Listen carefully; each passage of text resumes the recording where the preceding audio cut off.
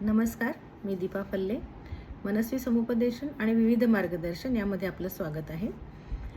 आजचा आपला विषय असणार आहे आयुष्याचा लाईफ पार्टनर निवडताना.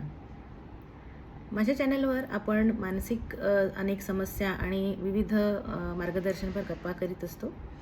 आतापर्यंत जर तुम्ही माझ्या चॅनलला सबस्क्राईब केलं नसेल तर कृपया सबस्क्राईब करा आणि हा व्हिडिओ आवडल्यास नक्की लाईक आणि शेअर करा.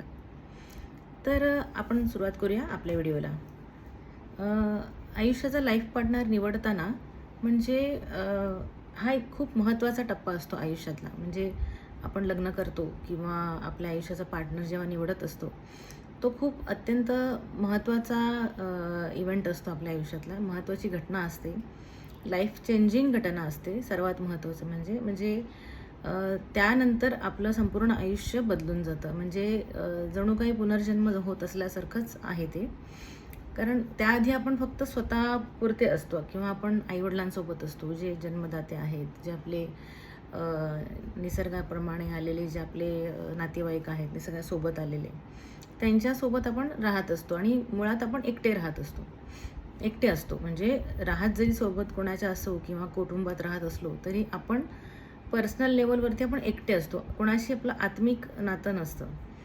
लग्न करतो म्हणजे आपण एखाद्या माणसाबरोबर किंवा एखाद्या म्हणजे स्त्री असेल तर पुरुषाबरोबर, पुरुष असेल तर स्त्रीसोबत नुसतंच व्यावहारिक नातं निर्माण होत नाही त्यावेळेला.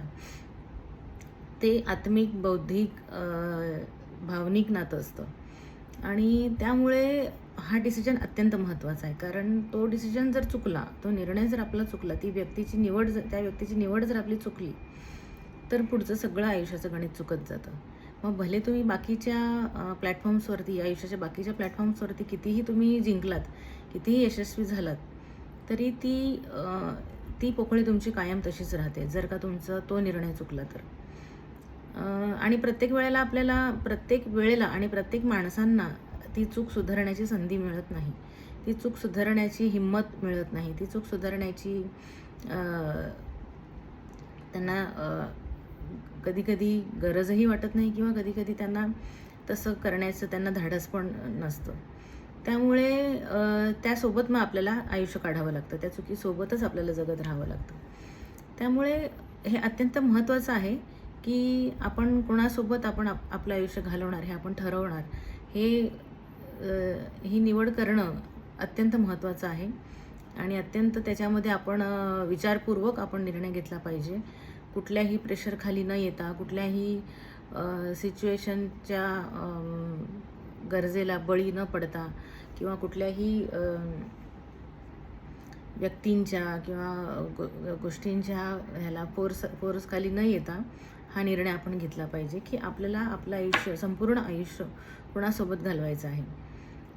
तर अरेंज मॅरेजमध्ये ॲक्च्युली हे शक्य नसतं. म्हणजे तो एक प्रकारचा जुगारच आहे की नेमका तुम्हाला कसा माणूस मिळाला आहे, नेमका तुम्हाला कशी व्यक्ती मिळाली, हे तुम्हाला वरवर त्यावेळेला लग्न ठरवेपर्यंत तुम्हाला कळत नाही.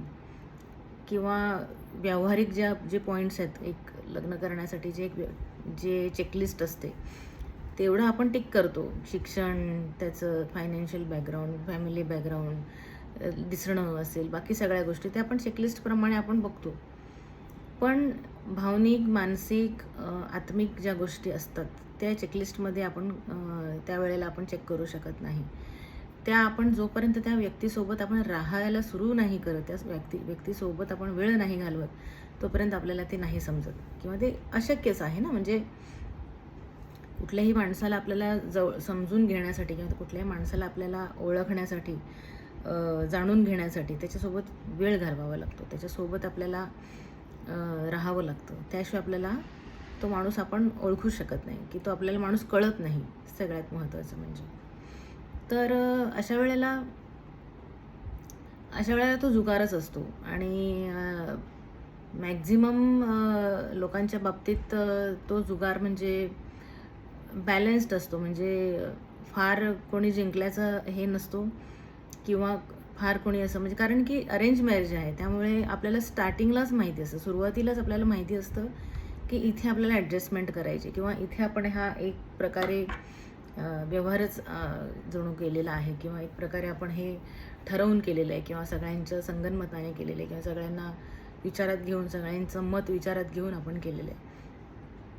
त्यामुळे सुरुवातीलाच आपल्या मनाची तशी तयारी असते की ठीक आहे, हे असं आहे, असं हे ॲडजस्टमेंट आणि हे आपल्याला निभवायचं आहे. आपल्याला व्यवस्थित आपल्याला जसं जमेल तसं आपण कॉम्प्रोमाइज करून आपण पुढे न्यायचं आहे, हे माहीत असतं.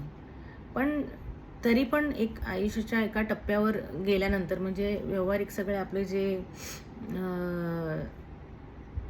जे कर्तव्य आपण पार पाडली किंवा आपण एक एक एक एक टप्पा पार करत पुढे पुढे आपण जसं लाईफमध्ये जात जातो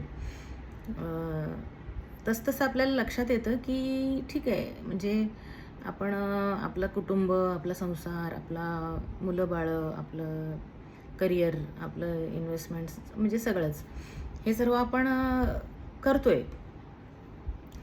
पण कुठेतरी एक पोकळी असते, कुठेतरी एक इमोशनल पोकळी असते आणि हे सर्वांनाच ही पोकळी जाणवते असं काही सांगता येत नाही.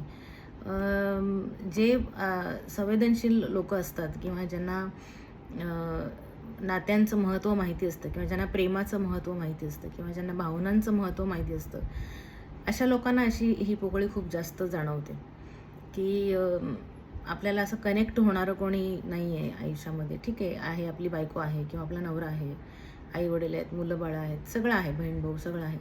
परंतु आपल्याला एक व्यक्ती अशी हवी असते जी आपल्याला भावनिकरित्या आपल्याला जोडलेली असावी. अशी आपल्याला एक व्यक्ती हवी असते की जी आपली भावना समजून घेईल, जी आपली इमोशन्स समजून घेईल, जी आपल्याला समजून घेईल आणि तसं कनेक्ट होईल. म्हणजे प्रत्येक वेळी नात्यामध्ये आपल्याला आर्थिक गरजा, शारीरिक गरजा किंवा आणखीन भौतिक गरजा इतकंच पुरेसं नसतं काही नात्यांमधून आपल्याला. आणि विशेषतः करून जीवनसाथी किंवा लाईफ पार्टनर ह्या नात्यातून तर आपल्याला ॲटलिस्ट इतकीच अपेक्षा नाही आहे.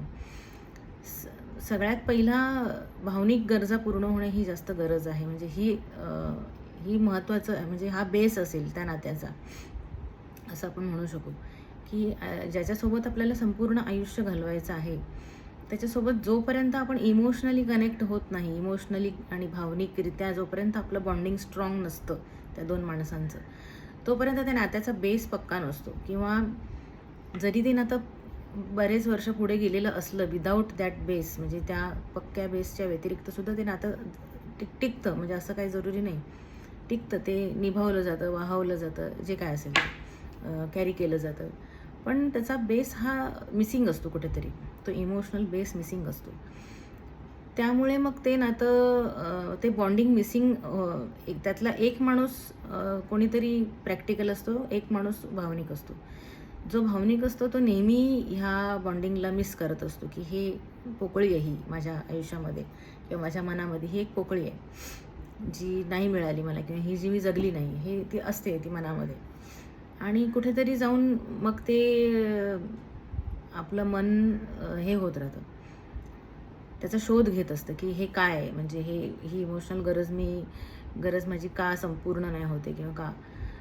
तर मग त्यातून बरेच मानसिक विकार, बरेच लोकांना डिप्रेशन येऊ शकतं किंवा मानसिक त्रास होऊ शकतो किंवा एकटेपणा येऊ शकतो, लोनलीनेस येऊ शकतो.